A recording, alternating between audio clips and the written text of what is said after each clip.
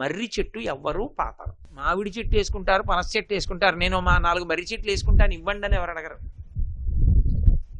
ఎవ్వరూ వేయకపోయినా తనంత తాను పెరిగి తీరుతుంది మర్రి చెట్టు. ఎవ్వరూ విత్తనం.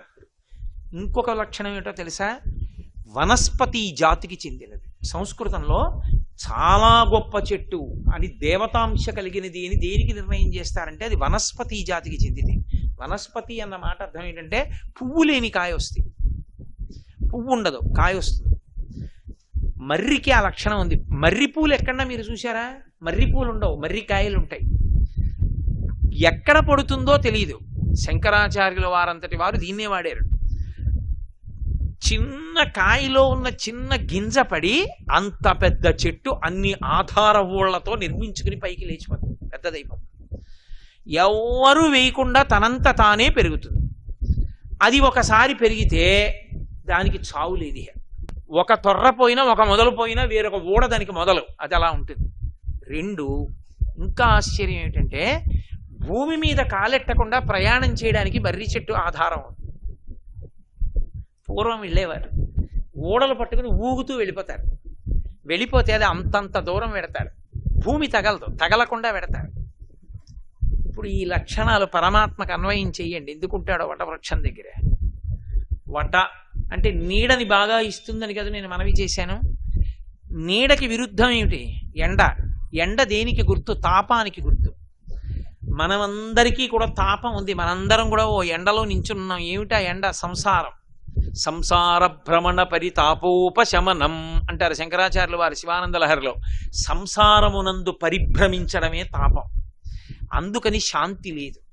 శాంతి అమృతం, సంసారము మృత్యువు. ఈ శాంతికి కారణమైన వాడు అంత నీడనివ్వగలిగిన చెట్టు కిందే ఉండాలి. అందుకే మర్రి చెట్టు కింద ఉంటాడు. అది వటవృక్షానికి దక్షిణామూర్తికి సంబంధం. 2, తన మొదలు చేరడం ఎవరికీ సాధ్యం కాదు, తన కొమ్మలే అడ్డుకుంటాయి. భగవంతుణ్ణి తెలుసుకోవడానికి ఇబ్బంది ఎక్కడొస్తుందంటే భగవత్ సంబంధమైన శాస్త్రం తెలుసుకున్నప్పుడే అలిసిపోతాడు. అమ్మో, ఈ ఉపనిషత్తులు ఏమిటి, వేదం ఏమిటి, స్వరూపం ఏమిటి, లక్షణం ఏమిటి, అపరోక్షానుభూతి ఏమిటి, పరోక్షానుభూతి ఏమిటి, ఇవన్నీ ఎప్పటికి తెలుస్తాయి, ఎప్పుడు అనుష్ఠానం చేస్తాం, ఎప్పుడు తెలుసుకుంటామని బడలిపోయా అబ్బా అనిపిస్తుంది. పరమేశ్వరుణ్ణి చేరడానికి పరమేశ్వరుడికి సంబంధించిన శాస్త్రాలే బడలిపోయేటట్టు చేసినట్టు మర్రి చెట్టు మొదలు చేరడానికి మర్రి ఊడలే అడ్డొస్తాయి. దారులు మూస్తుంది మర్రి చెట్టు. అటు ఇటు తిరగడాన్ని, పరిభ్రమణాన్ని ఆప్ చేస్తుంది మర్రి చెట్టు. ఈశ్వరుడి వైపుకి నడుపుతుంది. అది ఎవ్వరూ వెయ్యరు, భగవంతుణ్ణి ఎవ్వరూ కనరు. ఆయన స్వయంభూ. మర్రి చెట్టు స్వయంభూ. జీవము ఆయన యందు శాశ్వతము. అందుకే మీకు సృష్టి మొత్తం మీద ఎక్కడా లేదు. మీరు కావాలంటే బోటనీ చదువుకున్న వాళ్ళని ఎవరినన్నా అడగండి, జీవశాస్త్రం చదివిన వాళ్ళని చెప్తారు. అత్యంత నునుపైన ఆకు ప్రపంచంలో ఏదో తెలుసా? ఒక్క మర్రాకి. మర్రాకంత నునుపుగా ఏదీ ఉండదు. మీరు ఎంత మృదువైన ఆకవనివ్వండి, ఎండిపోతే గుచ్చుకుంటుంది. మీరు ఎందుకు తోరణం కట్టండి, బాగా ఎండిపోయిన తర్వాత మామిడాకు ఇలా వెడుతుంటే ఇక్కడ గుచ్చుకుంది అనుకోండి, ఏదో చిన్న సూది పెట్టి గుచ్చినట్టు ఉంటుంది. ఎండిపోతే గుచ్చుకుంటాయి. ఎండిపోయిన మర్రాకుని పట్టుకుని మీరు ఇలా అని చూడండి, ఎంత నున్నగా ఉంటుందో. ఇంకా విచిత్రం చెప్పనా? ఎండిపోయిన మర్రాకు తీసుకుని నీళ్లు చల్లండి, కాసేపటికి ఆకుపచ్చగా అయిపోతుంది. జీవాన్ని అంత నిలబెట్టుకుంటుంది. పరమేశ్వరుణ్ణి మీరు ఎన్ని రకాలైనటువంటి వేద విరుద్ధమైన విశ్వాసములో ప్రచారం చేయనివ్వండి, సనాతన ధర్మము చేత ప్రతిపాదింపబడినటువంటి పరమాత్మ స్వరూపము ఎండినట్టు కనపడుతుందేమో కానీ శంకరుల వంటి మహాపురుషులు వచ్చి నీళ్లు చల్లితే చిగురిస్తుంది. దానికి మరణం లేదు, అది పరబ్రహ్మము. పరబ్రహ్మానికి మారు పేరు మర్రి చెట్టు. అందుకే వటవృక్షము యొక్క నీడన విశ్రాంతి పొందాడంటారు. పరమేశ్వరుని యొక్క పాదముల దగ్గర ఎవడైనా విశ్రాంతి పొందుతాడు. ఆ చెట్టు దగ్గరికి ఎడితే చాలు చల్లతనం. లోకంలో పరమేశ్వరుడికి పర్యాయపదం ఏది అంటే చెట్టు ఒక్కటే. ఎందుకో తెలుసా? రామాయణం అంతటి దాంట్లో లక్ష్మణస్వామి ఒక మాట చెప్తారు, నివాస వృక్ష సాధూనాం ఆపన్నానాం పరాగతి ఆర్తానాం సంశ్రయశ్చైవ యశశ్చైక భాజనం అంటారు. భయం నుంచి రక్షించేది చుట్టుపక్కల ఎవరూ లేనప్పుడు చెట్టు ఒక్కటే. ఎక్కడో పెద్ద పులి అరిచింది, ఎవరు లేరు పక్కన, చెట్టు ఎక్కేస్తాడు అంతే. చెట్టు ఎక్కేస్తాడు, సుఖపడిపోతాడు. 2, ఏమీ దొరకలేదు, చెట్టుకు కాసిన కాయే ఆధారం, తింటాడు. ఎండ, చెట్టు మొదలే విశ్రాంతి, చల్లగా ఉంటుంది, పడుకుంటాడు. అసలు మర్రి చెట్టు చాలా విచిత్రం. ఎంత చల్లతనాన్ని ఇస్తుందో అంత రక్షణ కూడా ఇస్తుంది. దీని గురించి పెద్దలు ఒక మాట చెప్తుంటారు. వెనకటికి ఓ పెద్ద గణిత శాస్త్రవేత్త ఒక ఆయన అరణ్య మార్గంలో వెడుతున్నాడు. వెడుతూ ఓ మర్రి చెట్టు దగ్గరికి వెళ్ళాడు. చాలా చల్లతనం కాదు, కొమ్మలు ఇలా పెరుగుతాయి. పెరగడంలో పడుకున్నాడు. పడుకుని పైకి చూశాడు, ఇంత మర్రికాయ కనపడింది. ఇలా పక్కకి చూశాడు, గుమ్మడి పాదోడి కనపడింది. భగవంతుడు సర్వజ్ఞుడు అంటారు కానీ ఆయనకి మ్యాథమెటిక్స్లో లా ఆఫ్ ప్రపోర్షన్స్ తెలియక ఇంత సన్నటి గుమ్మడి తీగకి ఇంత కాయ ఇట్టాడు, ఇంత పెద్ద మర్రి చెట్టుకి ఇంత కాయ ఇట్టాడు. ఆ గుమ్మడికాయ దీనికి ఉండాలి, మర్రికాయ దానికి ఉండాలి. తప్పు, భగవంతుడికి సిద్ధాంతం తెలియదు అని పడుకున్నాడు. కాసేపటికి ఓ మర్రికాయ నుదురు మీద పడింది. లేచన్నాడు, పరమేశ్వరుడికి సిద్ధాంతాలు తెలియడం కాదు, కారుణ్యమూర్తి. గుమ్మడికాయ దీనికి కాసి ఉంటే నా బుర్ర బద్దలయ్యేదన్నాడు. కాబట్టి మర్రి చెట్టు అంత పెద్దదైనా కాయ చిన్నది పెట్టాడు, ఎందుకంటే సేద తీరాలి జనం. చెట్టుకొక్కదానికే ఒక లక్షణం, ఎవరొచ్చి తన దగ్గర కూర్చున్నా మీరెవరని కానీ, మీరు పుణ్యం చేశారా, పాపం చేశారా, మీరు ఇన్కమ్ ట్యాక్స్ కడుతున్నారా, మీకు ఆదాయం ఎంత, మీరు ధనికుడా, పేద, స్త్రీయా, పురుషుడా, పండితుడా, పామరడా, కులమా, మతమా, వర్ణమా, వర్గమా, ఏమీ అక్కర్లేదు, నీడనిచ్చేస్తుంది. మీరు వెళ్ళాలి, నీడనిస్తుంది, తాను వచ్చి నీడనివ్వదు.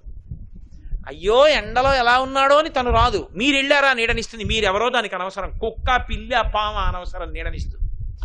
నివాస వృక్ష సాధూనాం ఆపన్నానాం పరాగతి, పరమేశ్వరుడంతే. ఎవరు ఆయన పాదాల దగ్గరికి వెళ్ళారో వాళ్ళని రక్షించేస్తాడంతే. వాడెవరు ఆయనకు అనవసరం. చెట్టుకి భగవంతుడికి అంత దగ్గర లక్షణం. చెట్టు కదలదు, ఆత్మ కదలదు. ఆత్మకి పర్యాయపదం చెట్టు. అందుకే చెట్లు కదిలి వెళ్ళవు. కదిలే చెట్లు ఒక్క శ్రీశైలంలోనే ఉన్నాయి. ఒక్క శ్రీశైలంలోనే ఒక ప్రత్యేకమైన పర్వత ప్రాంతంలో చెట్లు తమంత తాము లేచి వెళ్ళిపోతుంటాయి, వెళ్ళిపోయి ఇంకొక చోట దిగుతుంటాయి. శ్రీశైలంలోనే చాలామంది చూశారు ఆ చెట్లు వెడుతుంటాయి, అవి అకస్మాత్తుగా లేచి వెడుతుంటాయి. ఇప్పటికీ అటువంటి చెట్లు ఉన్నది ఒక్క శ్రీశైల పర్వతాల్లోనే ఉన్నాయి. కాబట్టి సాధారణంగా లోకంలో చెట్లు మాత్రం లేవవు, భూమిలోనే అలా నిలబడి ఉంటాయి. కదలనిది ఆత్మ. ఆత్మకి పర్యాయపదం చెట్టు, పరమేశ్వరుడికి పర్యాయపదం చెట్టు. స్వయంభూ, తనంత తాను పుట్టేది, మరణము లేనిది మర్రి చెట్టు. ఆ మర్రి చెట్టు మూలంలో దక్షిణామూర్తి కూర్చున్నాడు. అది కారణం. అందుకే ఎప్పుడైనా సరే జ్ఞానం చెప్పేటప్పుడు మర్రి చెట్టు కిందే కూర్చుంటాడు. మీరు చూడండి, నేను మీకు ఈ తత్వాన్ని విచారణ చేసేటప్పుడు మీతో ఒక మాట నేను మనవి చేస్తాను. శ్రీ మహావిష్ణువుకి కొన్ని పేర్లున్నాయి. క్షీరాబ్ధిశయనుడు, శ్రీరంగశాయి అని పేర్లు ఆయనకి. క్షీరాబ్ధిశయనుడు అంటే ఆ పాలకడలి ఎందు పడుకుంటాడు. శేషసాయి, శేషశయనంలో పడుకుంటాడు పాము మీద. అలాగే శ్రీరంగశాయి, శ్రీరంగశయనం, శ్రీరంగంలో పడుకుంటాడు విమానంలోని. ఇలా పడుకున్నటువంటి విష్ణువు మీకు ఎప్పుడైనా ఐశ్వర్యాన్ని ఒక్కదాన్ని ఇస్తాడు. క్షీరాబ్ధిశయనంలో ఉన్నవాడు కానీ, శ్రీరంగశయనంలో ఉన్నవాడు కానీ, శేషశయనంలో ఉన్నవాడు కానీ మీకు లక్ష్మీ కటాక్షం ఇస్తాడు. ఎందుకంటే కదులుతూ ఉంటాడు. కదలకుండా జ్ఞానం ఇవ్వవలసి వచ్చిందనుకోండి, ఒక్క మర్రాకు మీదే పడుకుంటాడు, మర్రి చెట్టు కిందే కూర్చుంటాడు. విష్ణువైనా శివుడైనా అంతే, ఆ చెట్టు లక్షణం అది. అందుకే మీరు చూడండి, అదే శ్రీకృష్ణ పరమాత్మ మార్కండేయ మహర్షికి జ్ఞానం ఇవ్వాలనుకున్నారు. మార్కండేయుడి ఆయుర్దాయం అటువంటిది. మీరు మొన్ననే విన్నారు, ఆరణ్య పర్వంలో మొత్తం లోకాలన్నీ ప్రళయంలో మునిగిపోయి కటిక చీకటైపోయింది, నీటితో నిండిపోయి ఒక్క మార్కండేయుడు మిగిలిపోయాడు. అరే ఇప్పుడు పరబ్రహ్మం ఏం చేస్తుంటుందిరా చూడాలనుకున్నాడు. అక్కడే కనబడ్డాడు, ఓ మర్రా కోటి తేలుతోంది నీళ్ల మీద, దాని మీద పడుకుని ఉన్నాడు కృష్ణ భగవానుడు. కరారవిందేన పదారవిందం ముఖారవిందే వినివేశయంతం వటస్య పత్రస్య పుటేశయానం బాలం ముకుందం మనసా స్మరామి. అక్కడ ఇంకా కృష్ణ అనరు, ముకుందం, మోక్షాన్ని ఇచ్చేవాడు, జ్ఞానప్రదాతగా ఉంటాడు. ఆ కాలి వేలు తీసి నోట్లో పెట్టుకుని చీకుతూ పడుకుని ఉన్నాడు. పెద్ద మర్రి చెట్టు ఒకటి కనపడింది. అరే అంతా నీటితో నిండిపోతే మర్రి చెట్టు ఒక్కటి ఉంది, ఆకు మీది పిల్లాడు పడుకున్నాడు అని మార్కండేయ మహర్షి అక్కడికి వెళ్ళి నిలబడి, ఎవరు నువ్వు, ఈ లోకమంతా ప్రళయంలో ఉంటే ఇక్కడ ఒక్కడివి ఎలా ఉన్నావు అన్నాడు. ఆయన కళ్ళు విప్పి దా లోపలికి వెళ్ళాడు. ఆ పిల్లాడిలోకి వెళ్ళాడు మార్కండేయ మహర్షి. ఆ లోపల దర్శనమైంది. లోకాలన్నిటినీ తన బొజ్జలో పెట్టుకు పడుకున్నాడు. అప్పుడు జ్ఞానం ఇచ్చి చెప్పాడు ఎలా వస్తుందో, సృష్టి ఎలా వస్తుందో, ఎక్కడికి వెళ్ళిపోతుందో, లయం ఎలా అయిపోతుందో, తాను ఎలా ఉంటాడో, తన స్వరూపం ఏమిటో బోధ చేశాడు. జ్ఞానం ఇవ్వవలసి వస్తే అది శివుడా విష్ణువా వదిలేయండి, మర్రి చెట్టునే ప్రధానం చేసుకుంటారు. కారణం ఒక్కటే, మర్రి చెట్టు స్వయంభూ ఈశ్వర స్వరూపం. అందుకే ఇప్పటికీ పెద్దలకి కొంతమందికి అలవాటు ఉంటుంది, రహదారి మీద వెళ్ళిపోతుంటే పెద్ద మర్రి చెట్టు కనపడింది అనుకోండి, దిగి చెప్పులు ఇప్పి నమస్కారం చేస్తారు. అవకాశం ఉంటే ఒకసారి కాళ్ళు చేతులు కడుక్కుని ఆచమనం చేసి నమస్కారం చేసి పెడతారు. ఎందుకంటే మర్రి చెట్టు కనపడింది అంటే పరమేశ్వరుడు మీకు దర్శనం ఇచ్చినట్టే. మర్రి చెట్టు మొదట్లోకి వెళ్ళి కూర్చుంటే మీరు పరమేశ్వరుడి ఒళ్ళో కూర్చున్నట్లే. మర్రి చెట్టు యొక్క గొప్పతనాన్ని శాస్త్రములు అలా శ్లాఘించాయి. అంత గొప్పది. పైగా అపారమైన దయ కలిగిన చెట్టు అని గుర్తేమిటో తెలుసా? పాలు ఓడుతుంది. పాలు ఓడితే అవి మాతృత్వం ఉన్న చెట్లని గుర్తు, అంటే పరమ కారుణ్యాన్ని కలిగి ఉన్నవి అని గుర్తు. మర్రి పాలు కారుస్తుంది. మర్రి పాలు దేనికి పనికొస్తాయో తెలుసా? దేనికి పనికిరావు. మర్రిపాలు దేనికి వాడతారంటే పరమ వైరాగ్యాన్ని పొందిన వాళ్ళు మర్రిపాలు తల మీద పోసుకుంటారు. పరమ వైరాగ్యం వైరాగ్యం రావడం అంటే దానికి సుముహూర్తాలు ఉండవు, అకస్మాత్తుగా వస్తుంది. చెయ్యి దిక్కుమాల సంసారం అనిపించింది అనుకోండి, అంతే, వాడు ఏమైపోతాడో తెలియదు. పరమ వైరాగ్యం వచ్చిన వాడు మొట్టమొదట పట్టించుకోవడం మానేసేది దేని గురించి అంటే జుట్టు గురించి మానేస్తాడు. అందుకే జుట్టు ఇలా పిచ్చుకుల గోళ్ళల్లా కట్టేసి అట్టలు కట్టేస్తుంది. ఇక తన రూపాన్ని ఎవరు చూడకూడదని, తనని ఎవరు గుర్తుపట్టకూడదని, పూర్వాశ్రమంలో తనెవరో తెలుసుకుని మళ్ళీ ఆ పేరు పెట్టి పిలుస్తారేమో, పిలిచి మాట్లాడతారేమో, తననికి అలా ఎవరూ పలకరించకూడదు అనుకుంటే ఏం చేస్తారంటే పరమ వైరాగ్యం వచ్చేసిన వాళ్ళు వెంటనే భగవంతుణ్ణి మనసులో పెట్టుకుని వాళ్ళు వెంటనే ఉపయోగించే పాలు మర్రిపాలు ఉపయోగిస్తారు. ఎంత పెద్ద జుత్తుండనివ్వండి, మర్రిపాల చుక్క కాని పడిందా, ఎక్కడ మర్రిపాల చుక్క పడిందో అక్కడ జుత్తు తీసేయాలి తప్ప ఇక దువ్వడానికి పనికిరాదు, తిత్తిపోతుంది. అందుకే శ్రీరామాయణంలో రామచంద్రమూర్తి అరణ్యవాసానికి బయలుదేరి వెళ్ళిపోయే ముందు లక్ష్మణస్వామిని పిలిచి మర్రిపాలు పట్టరారా అన్నాడు. అంటే మర్రి చెట్టు దగ్గరికి వెళ్ళి పాలు పట్టుకొచ్చాడు. నా తల మీద పోయి అన్నాడు. ఏడిచాడు లక్ష్మణుడు. నిన్ను మూర్ధాభిషిక్తుణ్ణి చేస్తాం, యవరాజ్య పట్టాభిషేకం చేసుకుంటాం అనుకున్నాం, నీ తల మీద అన్నయ్య నేను మర్రిపాలు పోస్తున్నాను అన్నయ్య అన్నాడు. పొయ్యరా అన్నాడు. ఆ మర్రిపాలు పోస్తే ఆ మర్రిపాలతో అట్టలు కట్టేట్టుగా తలని కుదురు కట్టేసుకున్నాడు. అంటే తండ్రి మాటని నిలబెట్టడానికి అంత దృఢదీక్షతో అరణ్యవాసం చేశాడు. అంత గొప్ప కేశపాశం ఉన్నటువంటి రామచంద్ర ప్రభు. కాబట్టి మర్రిపాలు పరమ వైరాగ్యానికి గుర్తు. అందుకే లోకంలో మర్రి చెట్టు లాంటి చెట్టు ఇంకా లేదు. మర్రి చెట్టు అంత దైవ సంబంధమే. మర్రి కొమ్మలు, మర్రి కొమ్మలకు ఉండేటటువంటి ఆ పుల్ల మొక్కలు ఎండిపోతే హోమంలో వాడతారు, హోమద్రవ్యంగా వాడతారు. దాని యందు అగ్ని తేజస్సుంటుంది. నేను మర్రితో ప్రత్యేకంగా హవనం చేస్తారు. ఇన్ని చేసేటటువంటి విశేషాలు అందులో ఉన్నాయి. కాబట్టి చిత్రం వటతరోర్మూలే, అదిగో అటువంటి మర్రి చెట్టు మొదట్లో కూర్చున్నాడయా. ఏం ఆశ్చర్యం, ఏమీ ఆశ్చర్యం అంటే మర్రి చెట్టు మొదట్లో కూర్చున్నాడండి అంటే ఏమంటే ఇంకో చోట కూర్చో, అక్కడ దాకా వచ్చా కాళ్ళు నెప్పెట్టాయా అని కాదు. మర్రి చెట్టే ఈశ్వరుడు, ఈశ్వరుడే మర్రి చెట్టు. మర్రి చెట్టు నీడన ఇంకొక చెట్టు పుట్టదు, ఎందుకంటే అది పెరగనివదిగా. ఒకసారి భగవంతుణ్ణి తెలుసుకోవడానికి జ్ఞానం పనికొచ్చిన తరువాత ఇంకొక జ్ఞానం అన్నది అవసరం లేదు. జ్ఞానము అంటే ఏది అంటే భగవంతుని తెలుసుకొనుట. భగవంతుని తెలుసుకోవడానికి పనికొచ్చిన చదువే చదువు, మిగిలిన చదువులు పనికి మాలిన చదువులు. కుక్షింభరత్వము, కడుపు నింపుకోవడానికి, బయట విభూతులు పొందడానికి, సన్మానాలు సత్కారాలు గౌరవాలు పొందడానికి పనికొస్తాయి. ఒక్క భగవంతుణ్ణి తెలుసుకోవడానికి పనికొచ్చిన చదువు, ఇక తాను పుట్టవలసిన అవసరం లేకుండా చెయ్యగలిగిన చదువు. అందుకే ప్రహ్లాదుడు చదివించి ననుగురువులు చదివితి ధర్మార్థముఖ్య శస్త్రంబులునే చదివినవి కలవు పెక్కులు చదువులలో మర్మమెల్ల చదివితి తండ్రి అన్నాడు. చదువులలో మర్మమెల్ల చదివితి తండ్రి అంటే విద్, వేదం చదువుకున్నాడండి అంటారు. వేదం చదువుకుంటే గౌరవం ఎందుకు ఇస్తారంటే వేదము అన్నది విద్ అన్న ధాతువులంత వచ్చింది. విద్ అంటే తెలుసుకొనుట. ఏది తెలుసుకోవడానికి వేదం సాధనమో అది చదువుకున్నాడు. అది అదృష్టం, అందుకు నమస్కారం. కాబట్టి పరమేశ్వరుణ్ణి తెలుసుకోవడానికి ఇంకొక సాధనం లేదు, పరమేశ్వరుడే సాధనం. భగవంతుణ్ణి తెలుసుకోవడానికి నేను ఏవేవో చేశాననుకోండి, అవేమీ నన్ను భగవంతుణ్ణి తెలుసుకునేటట్టు చెయ్యవు. దాని చేత ప్రీతి పొందిన పరమేశ్వరుడు ఆయన నాకు తెలియడానికి అవకాశం ఇస్తాడు. దేవీ శృతిం భగవతీం ప్రథమే పుమాంసః తత్సద్గణౌఘ మణికోశ గృహం గృణంతి తద్వారపాటన పటూని చ ఇతిహాస సంతస్వర పరపురాణి పురస్సరాణి అంటారు పరాశర భట్టలు శ్రీగుణరత్న కోశం చేస్తూ. అమ్మా, ఈ పురాణాలు కాని, వేదాలు కాని, శృతులు కాని, స్మృతులు కాని, ఈ కావ్యాలు కాని, ఇవన్నీ ఏమిటంటే భగవంతుడు ఎక్కడున్నాడో చెప్తాయి. ఎక్కడున్నాడో చెప్తాయి తప్ప భగవంతుడి దర్శనాన్ని చేయించలేవు. భగవంతుడి దర్శనం ఎవరు చేయిస్తారు? ప్రీతి పొందిన భగవంతుడు చేయిస్తాడు. నేను భక్తితో బతుకుతున్నాను అనుకోండి, నా భక్తికి మెచ్చిన పరమేశ్వరుడు ఒకనాడు నాకు కనపడాలి.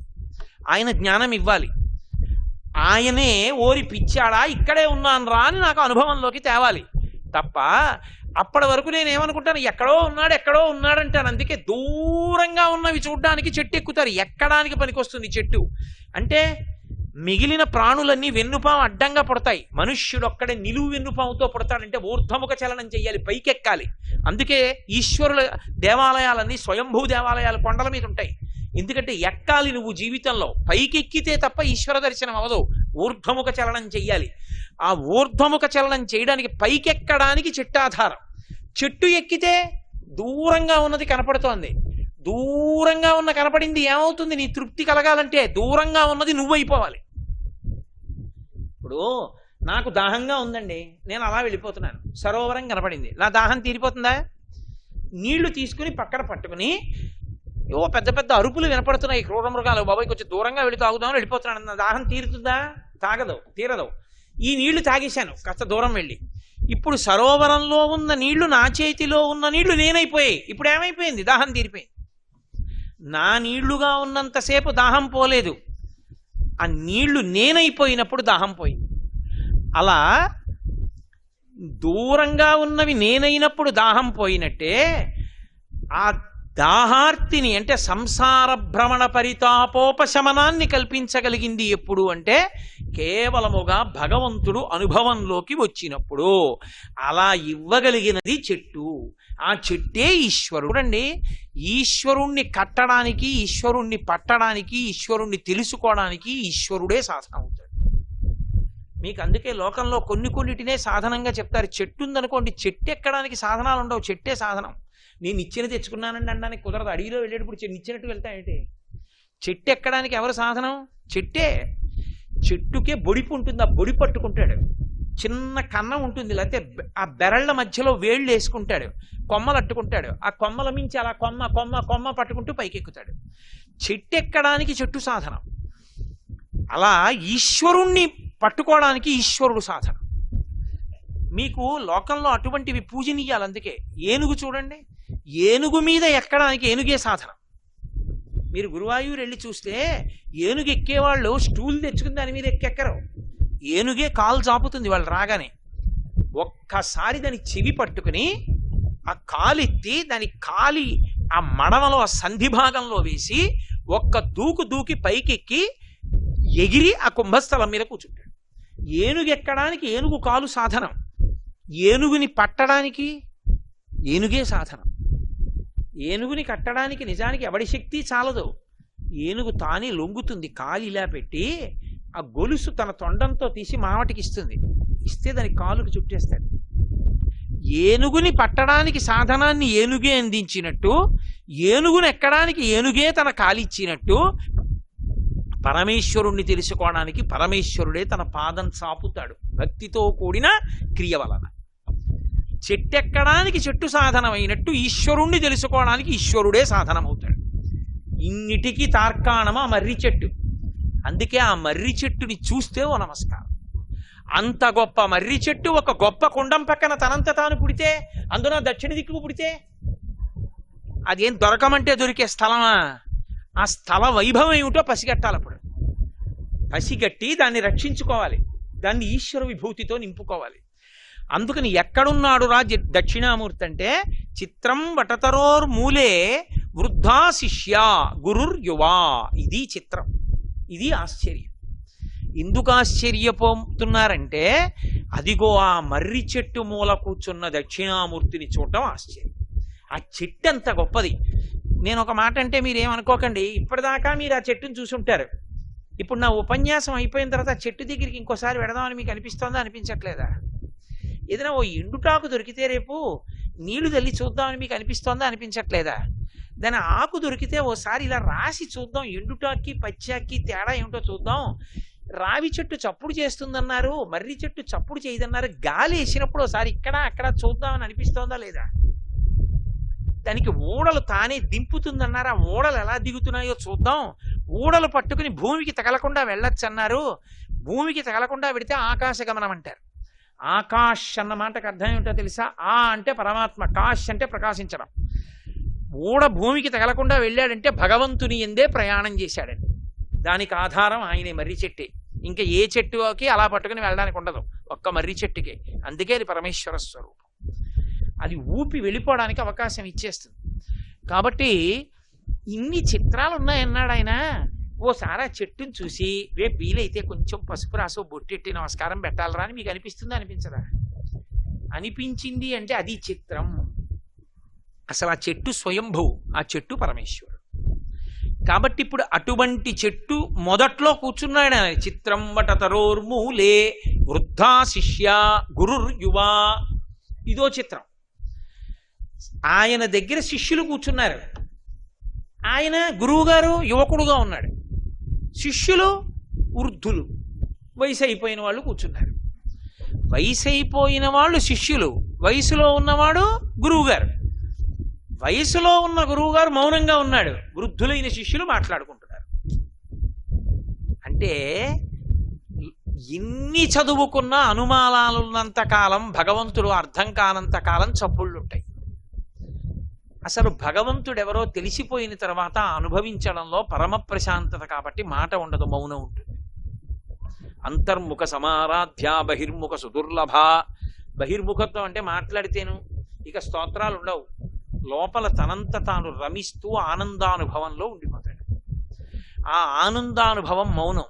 అక్కడ ఇక మాట ఉండదు. ఆ స్థాయికి వెళ్ళకపోతే మాటలు ఎక్కువ, అల్లరి ఎక్కువ, అరణ్యరోధన ఎక్కువ కింద ఉంటుంది. బయట ఉత్సవం జరుగుతూ ఉంటుంది, ఆయన్ని సేవించడం కాదు, చాలా పుణ్యం వస్తుందని లోపల కూర్చుని పూలు కట్టుకునే వాళ్ళు ఉంటారు కొంతమంది. అది అలా ఉంటుంది. కాబట్టి ఆ భగవంతుణ్ణి సేవించడం కన్నా భగవంతుణ్ణి అనుభవించడంలో ప్రశాంతత.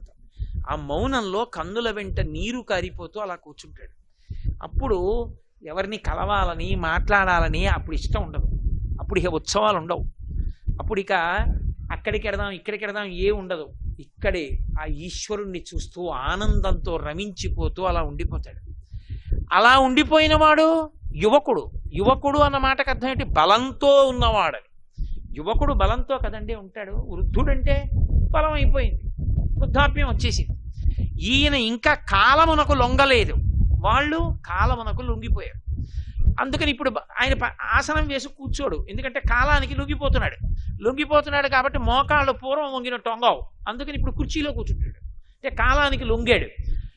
ఒక ఆయన కాలానికి లొంగలేదు యువకుడు, అందుకని ఆయన కాళ్ళు ఇలాగే పెట్టి కూర్చుంటాడు. ఇంకో 3 గంటలైనా 4 గంటలైనా కూర్చుంటాడు. కాలమునకు లొంగిపోయిన వాళ్ళు సమస్త ప్రపంచం, కాలమునకు లొంగక నిలబడిన వాడు పరమేశ్వరుడు. అందుకని వృద్ధుడు అవడం. అందుకని ఆయన యువకుడుగా ఉన్నాడు, వీళ్ళు వృద్ధులుగా ఉన్నారు. వీళ్ళు మాట్లాడుతున్నారు కాబట్టి వీళ్ళకి ఇంకా పరమేశ్వరుడు అందలేదు. ఆయనే పరమేశ్వరుడు, ఆయనే అనుభవిస్తూ ఉంటాడు. పరమేశ్వరుణ్ణే అనుభవిస్తూ ఉంటాడు. వ్యవసాయదారుడు తన పొలంలో పండిన పంట తానే తిన్నట్టు, తన ఇంట్లో కాసినటువంటి అరటిపళ్ళు తానే తిన్నట్టు పరమేశ్వరుడు కూడా తనని తానే అనుభవిస్తూ ఉంటాడు. అందుకే శివుడు విరాగి అయి తనలో తాను రమిస్తూ ఉంటాడు అర్థనిమీలిత నేత్రాలతో. కాబట్టి వృద్ధా శిష్య గురుర్యువ, గురువు యువకుడుగా ఉన్నాడు, శిష్యులు పరమ వృద్ధులైపోయారు. ఆ వృద్ధులైపోయి కూర్చున్నటువంటి శిష్యులు ఎవరో పనికి మాలిన వాళ్ళు, ఏమీ శాస్త్రాలు చదువుకోని వాళ్ళు అని మీరు అనుకోకూడదు. ఆ కూర్చున్న వాళ్ళు ఎటువంటి వాళ్ళో తెలుసా? కూర్చున్న వాళ్ళు సనక సనందనాదులు. సనక, సనందన, అలాగే సనత్కుమార, ఆ తర్వాత మహానుభావుడు సనాతన అనబడేటటువంటి ఆయన సనత్సుజాతీయుడు అని ఆ నలుగురు కూడా చుట్టూ కూర్చున్నారు. వాళ్ళేం సామాన్యులు కారు, బ్రహ్మజ్ఞానం దక్షిణామూర్తి దగ్గరే పొందారు. వాళ్ళు పసిపిల్లలుగా అయిపోయారంతే. అంటే వాళ్ళకి ఇంకా ఏహి లోకంలో బాధ అవి కష్టం సుఖం ఏమీ లేవు, హాయిగా ఉంటారు. పసిపిల్లలు చూడండి, వాడు ఆనందించడానికి కారణం ఒకటే, వాడి బొటనవేలే. వాడి బొటనవేలు ఒకటి నోట్లో పెట్టుకుని చప్పుడు వచ్చేట్టు చీకుతాడు, చప్పుడు వచ్చేట్టు చీకుతూ పడుకుంటాడు హాయిగా.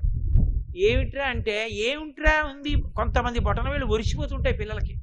తల్లికి కోపం వచ్చి దానికి ఒక గుడ్డ కట్టేస్తుంది, వీడు బొటనవేలు చీకడం మానట్లేదండి, పళ్ళు ఎత్తైపోతాయి, పెరివి ఎత్తైపోతుంది, అయినా మాంటలేదు అని అలా చీకేస్తారు. తన బొటనవేలు చీకి తానే పొంగిపోయినట్టు, తానే మురిసిపోయినట్టు పరమేశ్వరుడు తనలో తాను రమిస్తూ ఉంటాడు. ఆ రమించడం ఉంది, అది పతాక స్థాయి.